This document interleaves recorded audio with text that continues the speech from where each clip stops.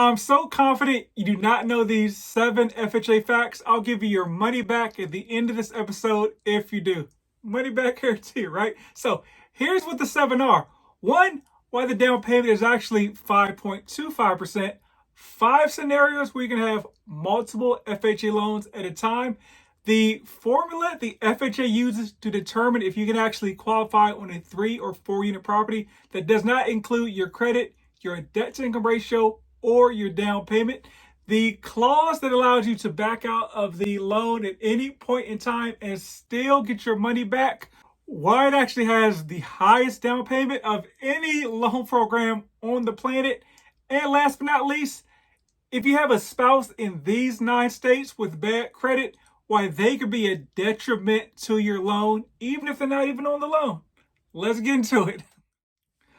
Welcome back to House Rich, the first time homebuyer show where we help millennials figure out how in the world can I buy my first home. Today we're talking 7 FHA facts you don't know, money back guarantee.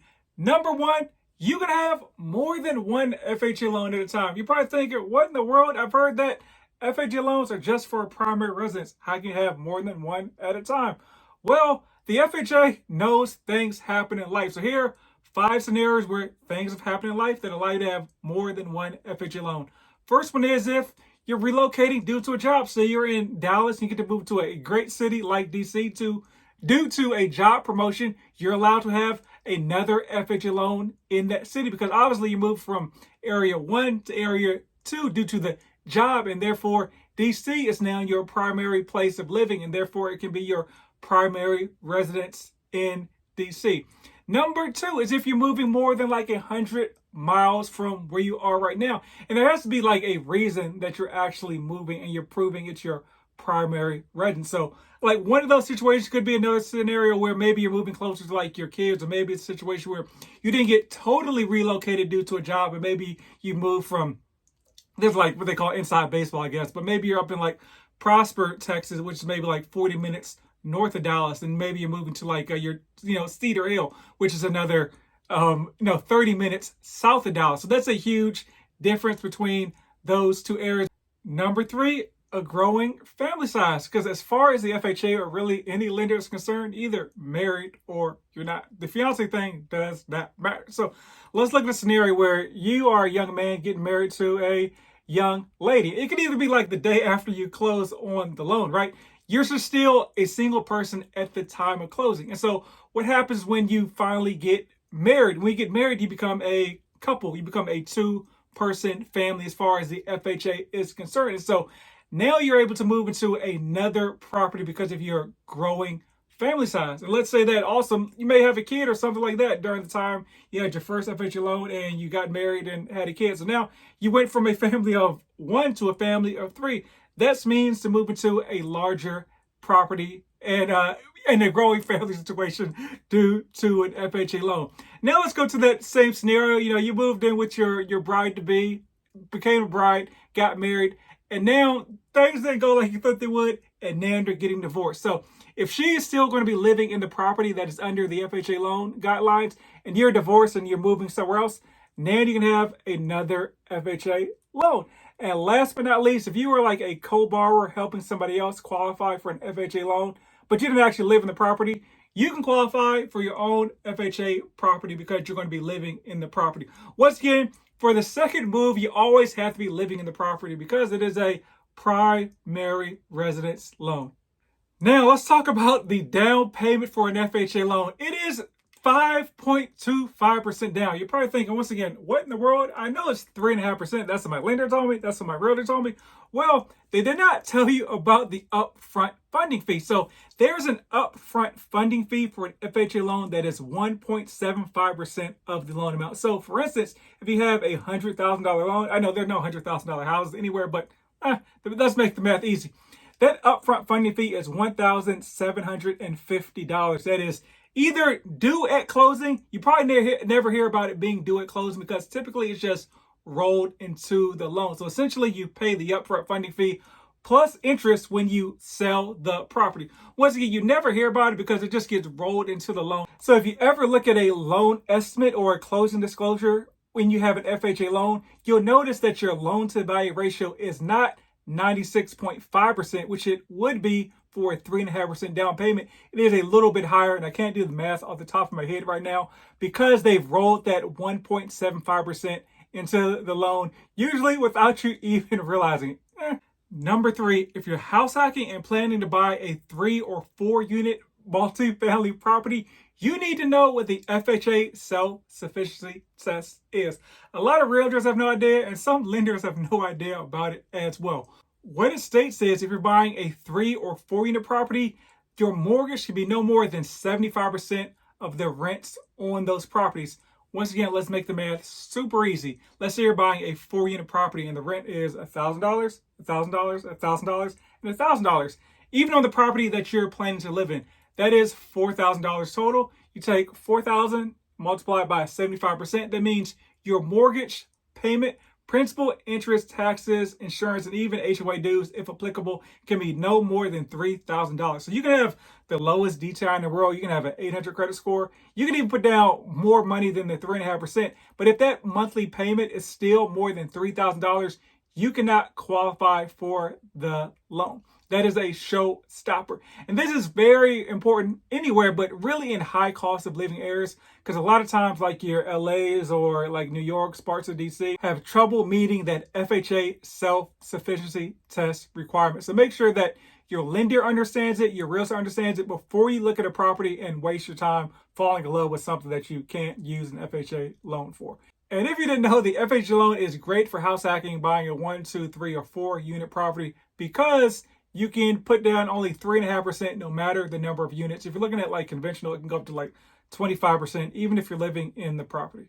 Also, the amendatory clause, also known as the escape clause, states that if the appraisal comes back lower than the agreed upon sales price, the buyer can back out of the loan and still get their earnest money back, even if it's past the option period. And so that is great for you, the buyer, because it gives you a lot of leverage.